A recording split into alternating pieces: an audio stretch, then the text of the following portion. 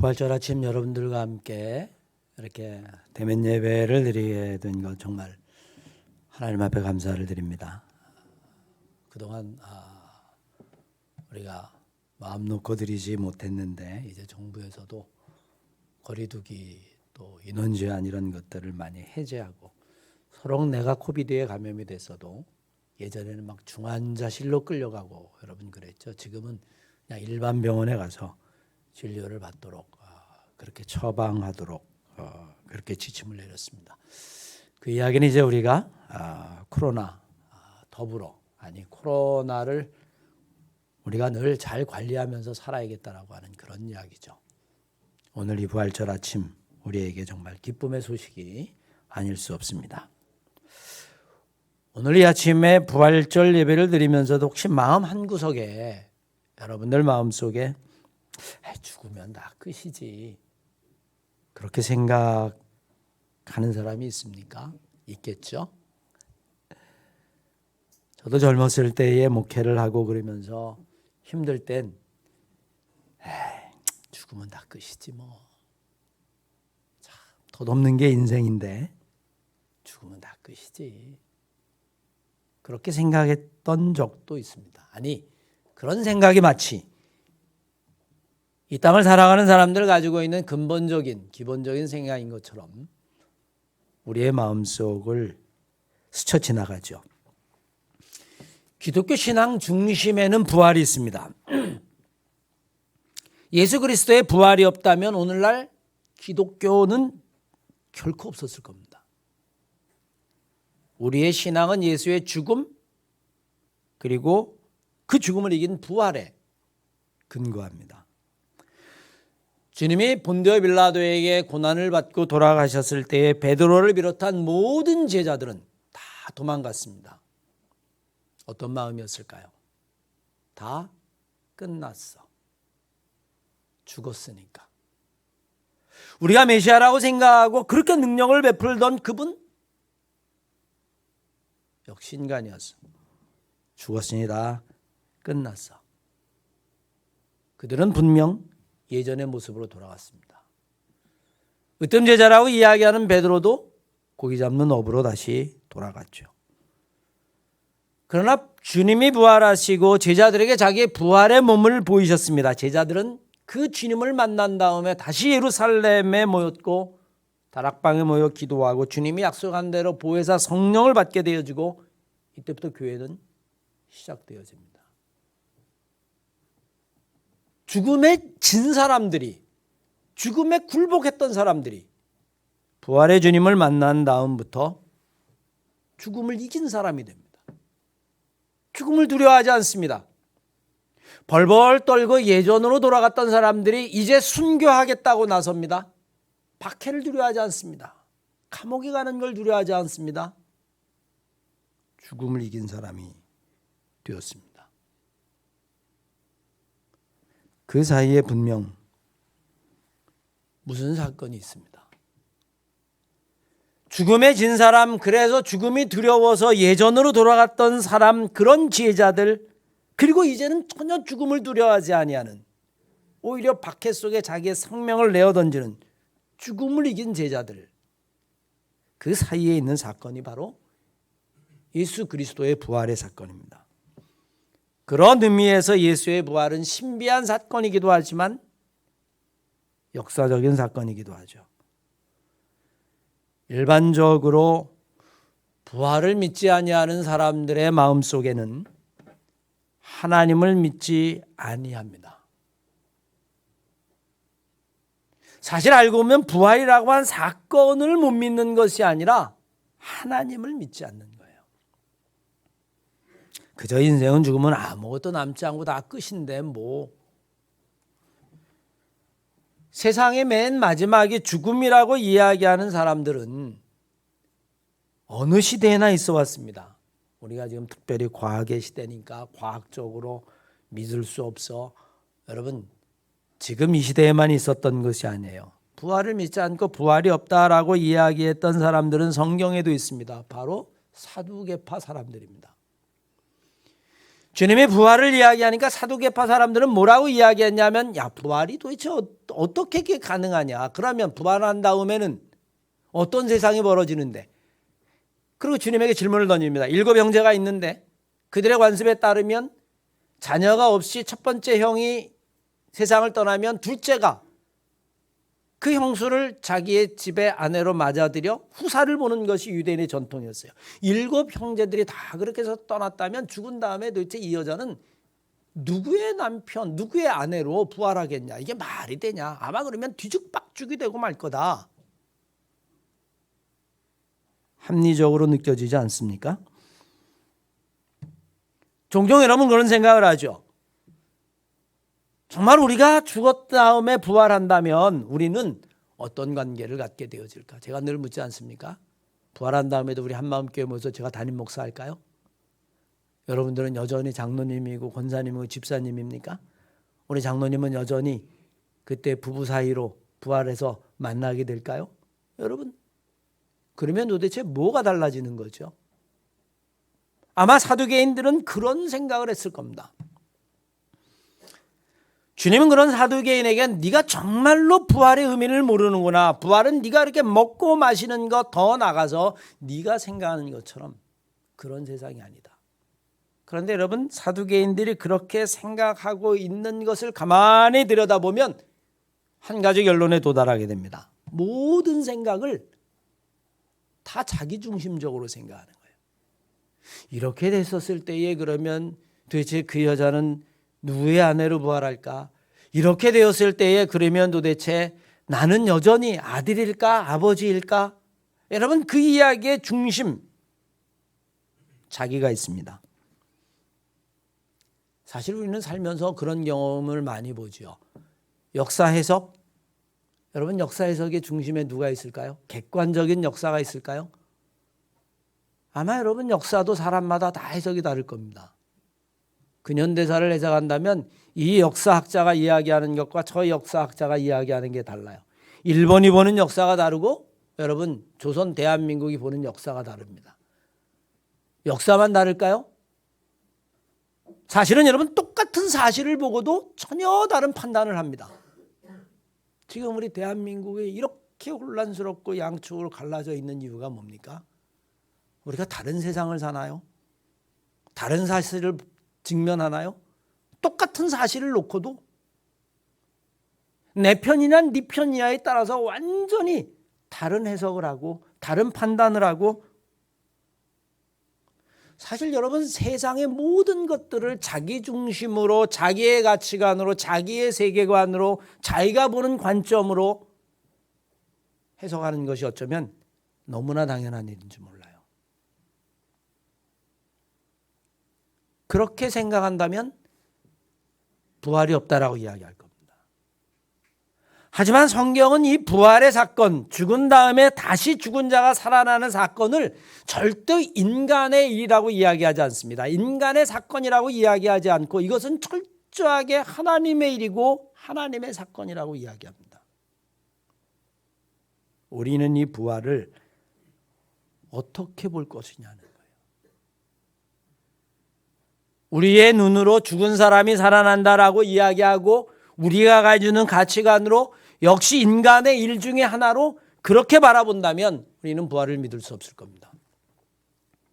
그러나 부활이 하나님의 사건으로 하나님이 우리에게 보여주시는 신앙의 신비로 본다면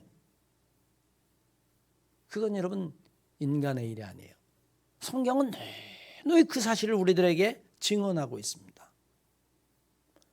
바울이 부활에 관한 모든 이야기를 할 때에 앞에 붙는 이야기가 있어요. 하나님께서 죽은 자를 살리신 예수 그리스도,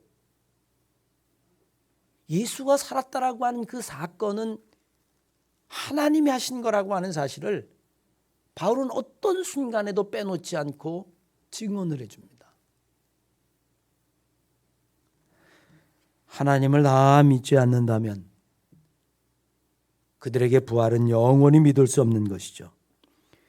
죽음이 모든 것의 끝이라고 생각하는 사람들은 고난이나 아니면 그 고난을 넘어서는 소망 같은 것을 품을 이유가 없습니다. 그들에게 가장 중요한 것이 무엇이에요? 그냥 우리가 살아가는 지금 이 현실뿐입니다. 죽으면 다 끝인데 뭐. 이 땅에서 잘 살아야지. 우리는 임시정부 100년의 역사를 가지고 있습니다.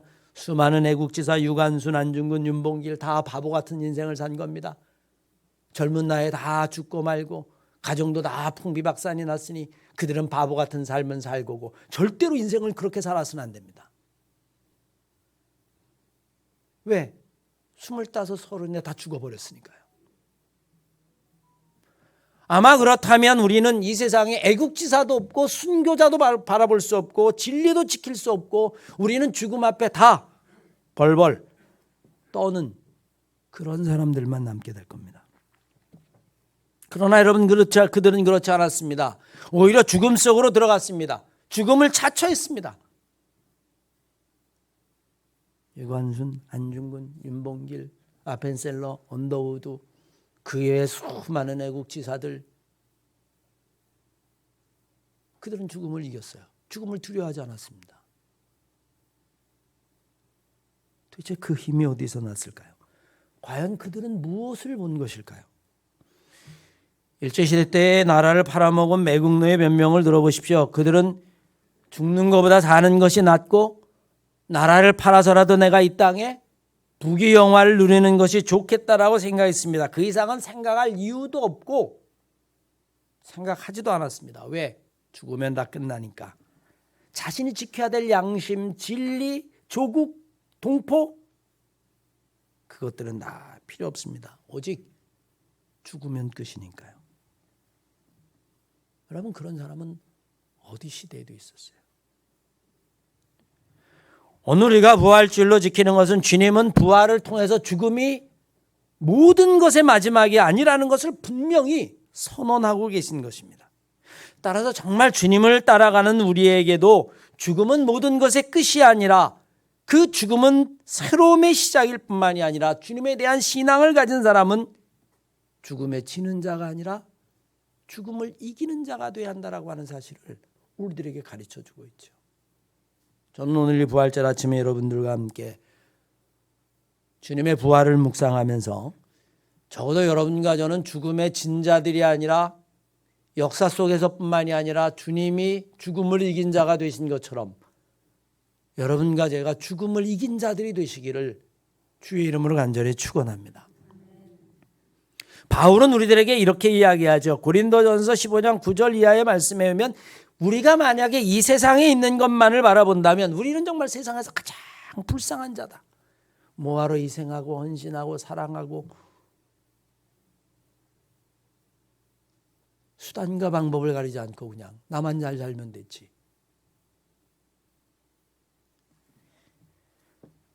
그런데 인생은 우리에게 주님이 말씀하시는 삶은 그게 아닌 거죠.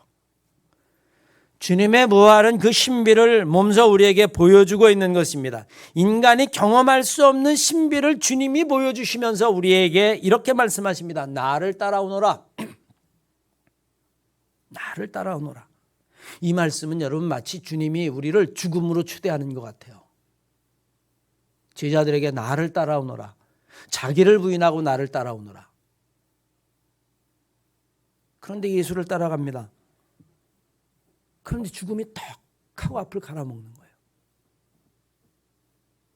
주님은 개의하지 아니하고 겟세마네 동산에서 그렇게 기도하시고 빌라도뿐만이 아니라 제사장들 그리고 장로들에게 넘겨주셨음에도 불구하고 그 길을 피하지 아니하고 그 길로 들어가는데 제자들이 딱 보니까 죽음이 딱 가로막고 있는 거예요. 저쪽은 길이 아닌데 저거는 막다른 골목인데 저기는 죽음밖에 없는데 길이 아닌데 왜 저 길로 들어가시지? 나는 갈 수 없어. 제자들은 흩어지고 도망갑니다. 그들은 여전히 부활을 믿을 수 없기 때문입니다. 부활을 믿을 수 없기 때문에 주님을 따라갈 수 없습니다. 왜냐하면 그것은 길이 아니고 길이 없다라고 생각했기 때문입니다. 우리는 여러분 과연 어떻습니까? 죽음을 눈앞에 두고 이것은 더 이상 길이 아니야. 이 길은 돌아가야 하는 길이야. 이거는 막다른 골목이야. 그리고 다시 고기를 잡으려고 돌아간 베드로가 될 것이냐. 아니면 부활한 주님을 보고 그것은 막다른 길이 아니라 새로운 길인데 그 죽음 안으로 들어가면 거기에는 하나님의 일, 하나님의 길이 기다리고 있는데 내가 예수를 따라갈 것이냐. 어쩌면 여러분 부활절은 우리들에게 그런 선택을 하는 날인지도 몰라요. 저는 우리 사랑하는 한마음교회 성도 여러분들은 마지막까지 주님을 따라갈 수 있는, 나를 따라오너라 라고 하는 것이 마치 죽음의 초대로 느껴지겠지만 그 안에 주님이 생명의 길을 갖고 우리에게 보여주시며 그 길로 우리를 초대하신 것처럼 그렇게 주님을 따를 수 있는 성도들이 되었으면 정말 좋겠습니다. 우리에게는 죽음에 도망가지 아니하고 죽음에 맞서 죽음을 이긴 예수의 삶이 있습니다. 다른 사람도 아니고 예수 그리스도는 우리를 위하여 죽음을 택하셨습니다. 우리의 구원은 주님이 십자가의 죽음 때문입니다. 주님은 우리를 위해 죽으신 것이죠. 우리가 아직 죄인 되었을 때 그리스도께서 우리를 위하여 죽으심으로 하나님께서 우리에 대한 자기의 사랑을 확증하셨다라고 이야기합니다. 주님은 스스로 죽음의 길을 가신 것이죠. 사람들이 말랐습니다. 심지어는 베드로도 말립니다. 마태복음 16장 23절 이하의 말씀을 보십시오. 절대로 그런 일이 있을 수 없습니다. 그건 막다른 길입니다. 절대로 죽을 수 없습니다. 죽으면 다 끝납니다. 그러니 제가 그 일은 맡겠습니다. 그때 여러분 베드로를 향해서 주님이 말씀하시죠. 네가 하나님의 일은 생각하지 않는구나. 너는 지금 철저하게 인간의 일만 생각하는구나. 네가 인간의 일만 생각하니 하나님의 일을 모르는구나. 그러니 너는 죽음에서 돌아설 수밖에 없구나. 죽음 이후에 하나님의 일, 하나님의 길을 너는 보지 못하는구나. 그러면서 여러분 제자들에게 이렇게 말합니다. 누구든지 나를 따라오려거든 자기를 부인하고 자기 십자가를 지고 나를 쫓을 것이니라. 주님은 삶과 죽음 가운데 죽음을 택하셨습니다. 세상 사람과 제자들조차도 죽음이 다 끝나는 것이라고 절대 죽음을 피해야 한다라고 이야기했지만 주님은 삶을 지나 죽음을 지나 그 다음에 있는 하나님의 길, 하나님의 일을 우리들에게 보이셨습니다. 그리고 죽음이 이 세상의 마지막이 아니라 그 이후에 삶이 있고 부활이 있음을 우리들에게 분명하게 보이셨습니다. 마태복음 16장 23절 말씀에 보면 주님이 이렇게 말씀하셨죠. 네가 하나님의 일을 생각하지 않고 사람의 일을 생각하는구나. 그러면서 뭐라고 이야기하냐면 사탄아 내 뒤로 물러가라. 베드로 사랑하는 수제자에게 사단이라고 이야기를 했다는 게 상당히 놀랍습니다.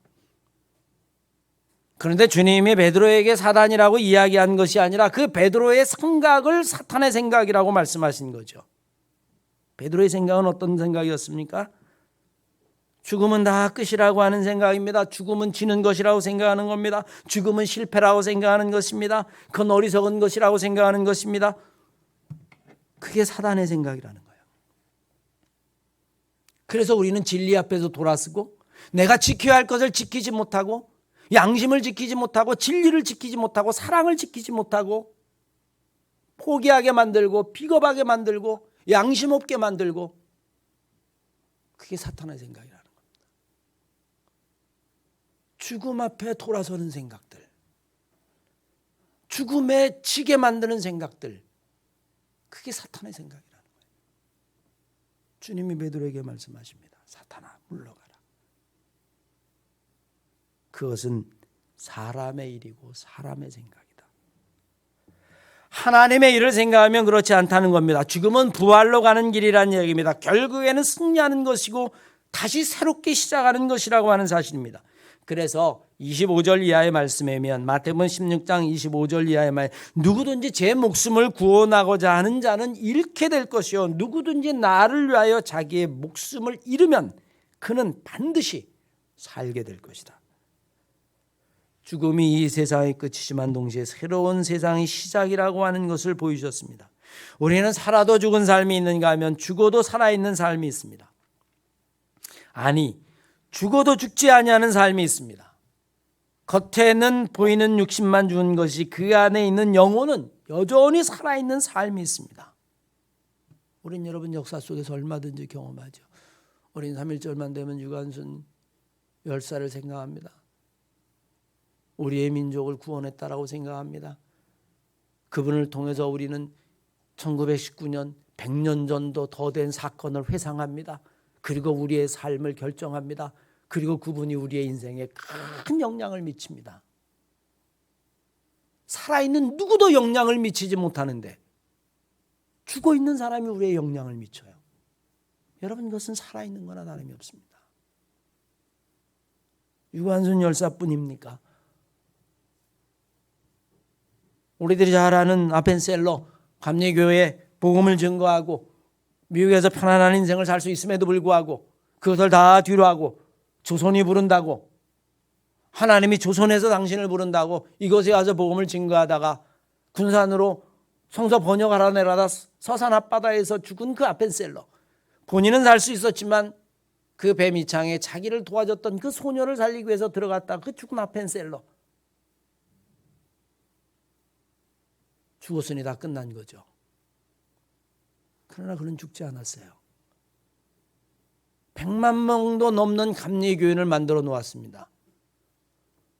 우리는 때만 되면 아펜셀러를 이야기하고 그분이 만들어 놓은 이 감리교가 우리의 인생을 결정하고 제 인생을 결정합니다. 죽었지만 죽은 게 아니죠. 늘 살아있는 겁니다. 우리가 하나님에 대한 온전한 믿음을 가지고 죽음 안으로 들어갈 때 그 안에는 죽음이 끝이 아니라 새로운 생명이 있다라고 하는 사실을 우리는 분명히 알아야만 합니다. 부활은 죽음에 대한 승리의 소식입니다. 하나님의 나라가 승리한다라고 하는 선포입니다. 제자들이 도망간 이유는 딱 하나, 죽음으로 겁을 주었기 때문이고 사단이 원하는 세상에 굴복했기 때문이죠.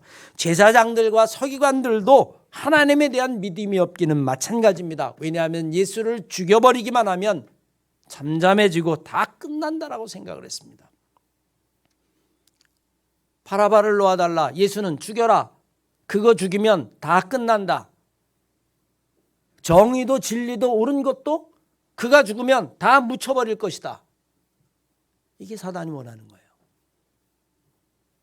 이게 제사장과 장로들의 생각이었습니다.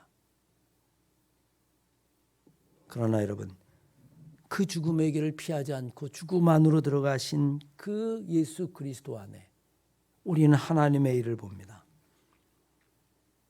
사단의 생각에 굴복하지 아니하고 죽음이 모든 것이 끝이 아니라고 생각하고 죽음보다 더 소중한 것이 있다라고 하는 그 예수 그리스도의 길이 옳았다라고 하는 것을 우리는 부활을 통해서 보죠.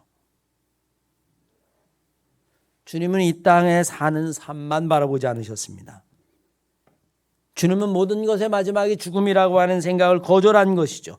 하나님의 정의가 죽음을 이기고 당신을 살릴 것을 믿었기 때문입니다. 요한복음 11장 25절 이하의 말씀에 보면 주님이 이렇게 말씀하십니다.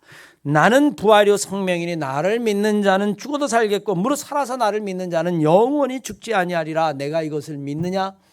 그 이야기는 우리에게 결단을 요구하는 거예요. 죽음이 끝이냐?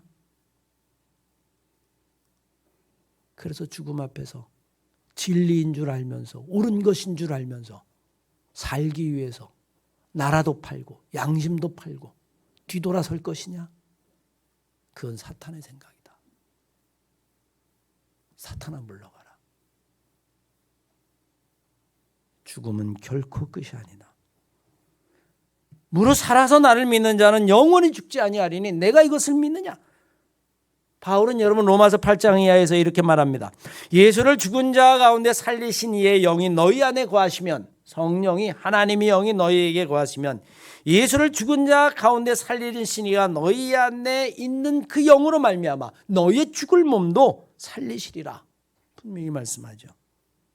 사랑하는 하마교회 성도 여러분, 죽음은 모든 것이 끝이 아니라고 하는 사실을 주님의 삶으로 보이셨습니다. 스스로 죽음의 길로 들어가셨어요. 겟세마네 동산에서 그렇게 간절히 기도하시고 내 뜻대로 마옵시고 아버지의 뜻대로 그것이 죽음을 향한 것이라면 내가 죽음을 향해 들어가겠습니다. 제사장들과 서기관 장로들의 생각했던 것처럼 죽음이면 다 끝난다라고 생각했던 사람들을 그들에게 죽음은 끝이 아니라 부활이 있음을 하나님에 대한 믿음을 보여주셨습니다. 여러분, 우리가 예수를 따른다라고 하는 것은 바로 이런 것이죠. 우리는 죽음을 이길 수 없습니다. 저도 죽음을 이길 수 없어요. 정말 총칼이 앞에 온다면 벌벌벌 떠는 게 그게 아마 인간일 겁니다. 인간이 여러분 어떻게 죽음을 이길 수 있겠어요? 그러나 모든 사람이 다 죽음 앞에 굴복했다면 순교자도 없을 거고 애국지자도 없을 거고 세상은 사단과 마귀의 세상이 됐을 겁니다. 그들 가운데는 죽음을 이기는 사람이 있습니다. 죽음 안으로 들어가는 사람이 있어요. 순교자들이 그렇고 애국지사들이 그렇습니다. 지켜야 될 것 진리를 향하여 죽음 안으로 스스로 들어가는 겁니다. 우리도 마찬가지죠. 우리는 어떻게 들어가야 할까요? 주님의 손을 잡고 우리는 죽음 안으로 들어가는 겁니다. 왜? 주님이 그렇게 말씀하셨으니까. 나를 따라오너라. 나를 따라오너라. 너희는 못 간다. 그러나 나를 따라오면 된다. 주님이 간 그 길을 주님의 손을 꼭 붙잡고 우리도 그 길을 따라가 보는 겁니다. 그 안에서 우리는 죽음이 모든 것의 끝이라고 이야기했던 사탄의 생각들, 진리와 정의, 사랑, 그 모든 것을 다 무효화시켰던 그 죽음의 끝에서 우리는 죽음을 이기는 길을 봅니다. 그런데 그게 인간의 일이 아니라 하나님의 일이라는 거예요. 얼마나 놀라운 진리입니까, 여러분? 오늘 본문 말씀에 등장하는 이 여인들이 바로 그 일의 증인들이기도 하죠. 사랑하는 만교회 성도 여러분, 세상에는 죽음에 지는 사람이 있는가 하면 죽음을 이기는 사람이 있습니다. 그건 성경이 증언하고 역사가 증언합니다. 우리는 어떤 사람일까요? 여러분, 죽음에 지는 사람이 되고 싶으십니까? 우리는 죽음을 이긴 자들이 되어야 돼요. 혼자 이길 수는 없습니다. 주님이 말씀하신 것처럼 나를 따라오너라. 그럴 때 주님의 손을 꽉 붙잡고 그 믿음을 가지고 죽음 안으로 들어가면 그 안에는 하나님의 일, 하나님의 길, 부활의 길이 있습니다. 사탄의 세상이 아니라 하나님 나라가 있어요. 여러분과 제가 정말 주님의 손을 붙잡고 이 부활절 아침에 죽음을 이긴 성도들이 다 되시기를 주의 이름으로 간절히 축원합니다.